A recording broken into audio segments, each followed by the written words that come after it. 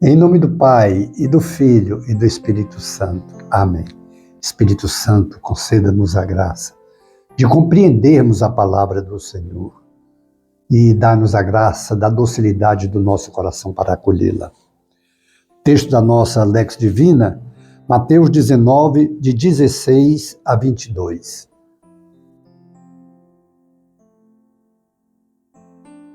Aí alguém se aproximou de Jesus e lhe disse: Mestre, que farei de bom para ter a vida eterna? Respondeu Jesus: Por que me perguntas sobre o que é bom? O bom é um só. Mas se queres entrar para a vida eterna, guarda os mandamentos. Ele perguntou-lhe: Quais? Jesus respondeu: Estes: não matarás, não adulterarás, não roubarás, não levantarás falso testemunho, honra teu pai e tua mãe, e amarás o teu próximo como a ti mesmo. Disse-lhe então o moço: Tudo isso tenho guardado, que me falta ainda?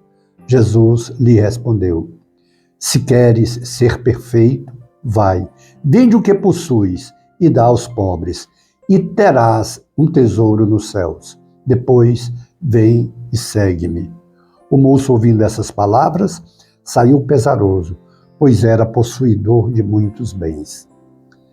Palavra da salvação. Glória a vós, Senhor. E nós podemos, já interpretando o texto de Jesus, o moço era possuidor de muitos bens e apegado a eles.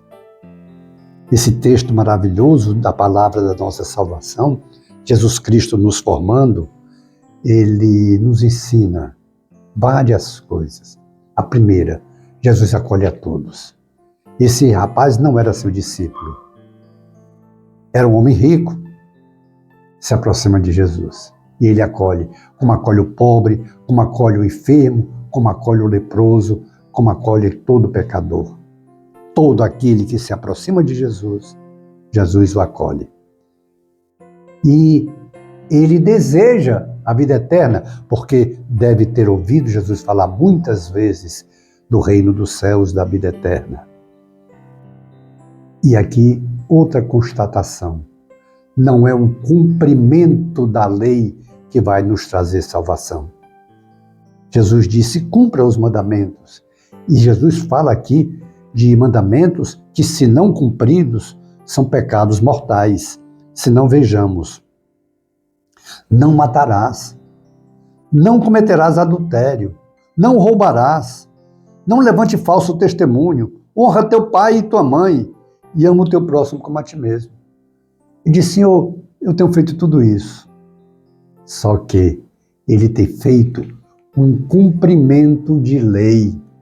Ele faz por obrigação, ele não faz por rendição ao Senhor. O apego dele aos bens era tão grande quando Jesus fala para que ele se lembre do pobre, que divida o que tem com o pobre, com o necessitado, que ele tem muito além do necessário e que ele pode sim ajudar a muitos necessitados. Venda!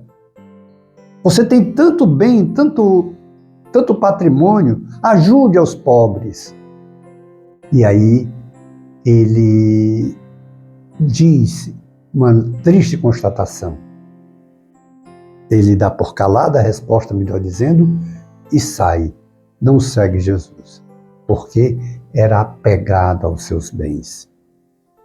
E aqui não se sabe exatamente quais os bens que ele tinha, mas era possuidor de muitos, diz a palavra de Deus.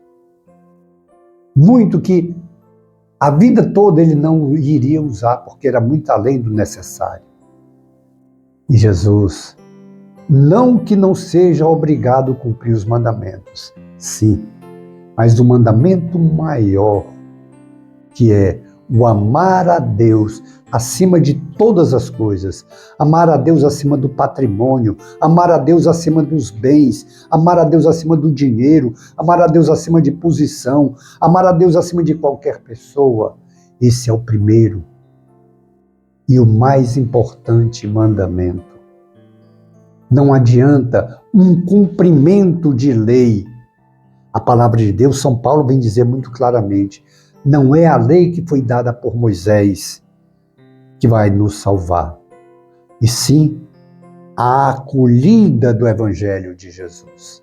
É claro que quando nós acolhemos verdadeiramente a palavra de Deus, quando nós deixamos que o Evangelho de Jesus seja aquele que vai reger a nossa vida, vai nos submeter em tudo ao senhorio de Jesus, é natural que a primeira demonstração desse amor a Deus é o cumprimento da lei, é o cumprimento dos mandamentos, mas não mais por obrigação, mas por amor.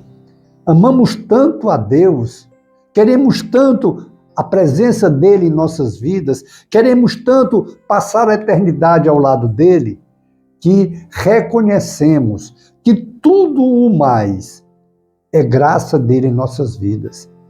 O dinheiro que nós tivermos na conta bancária, o patrimônio que tivermos, casa, carro, sítio, casa de praia, o que tivermos, reconhecemos que tudo é graça de Deus. Tudo é graça de Deus. E esse amor que Deus tem por nós, é que nós somos convidados a também ter esse amor por Ele. Jesus dá 2 ensinos. O primeiro, que devemos cumprir os mandamentos. Que devemos, sim, eu vou repetir porque são mandamentos sérios que nós precisamos prestar atenção. O primeiro mandamento, quer dizer, o que Jesus diz, vários mandamentos, ele diz, não matarás. E matar aqui não é simplesmente atirar no coração de alguém ou esfaquear até a morte. Não matar é não possibilitar a vida, não possibilitar que alguém tenha vida. Uma ajuda que a gente possa dar a alguém, uma palavra, um incentivo. Desprezar alguém nós estamos matando.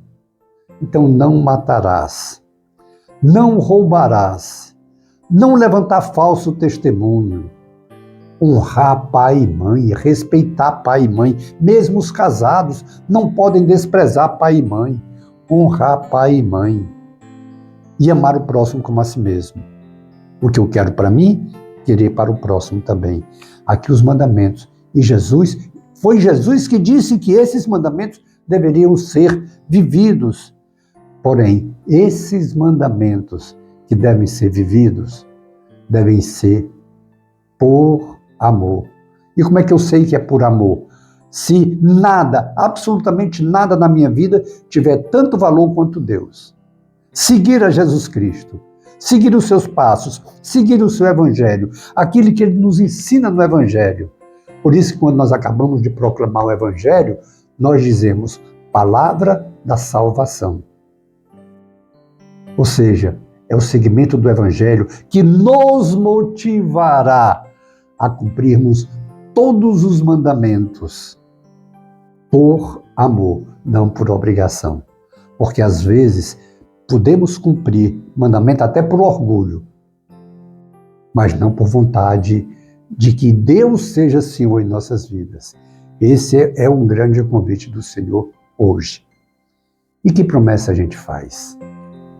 Devemos fazer a promessa, sim, do cumprimento dos mandamentos, mas porque amamos a Jesus e o cumprimento dos mandamentos, por amor a Deus, vai fazer toda a diferença. Peçamos então a graça, ou melhor, Deus já nos deu a graça. Façamos esse compromisso de que Jesus seja Senhor nas nossas vidas. E aí cumpriremos os mandamentos e nenhum bem material terá força sobre nós para nos dominar. E sim, seremos totalmente submissos ao senhorio de Jesus. Glória ao Pai, ao Filho e ao Espírito Santo, como era no princípio, agora e sempre. Amém. Contemplemos então as maravilhas de Deus. E pela intercessão da Sagrada Família de Nazaré, de Francisco, Teresinha, João Paulo II e o santo da nossa devoção, abençoe-nos o Deus Todo-Poderoso, o Pai e o Filho e o Espírito Santo. Amém. Face de Cristo, resplandecei em nós.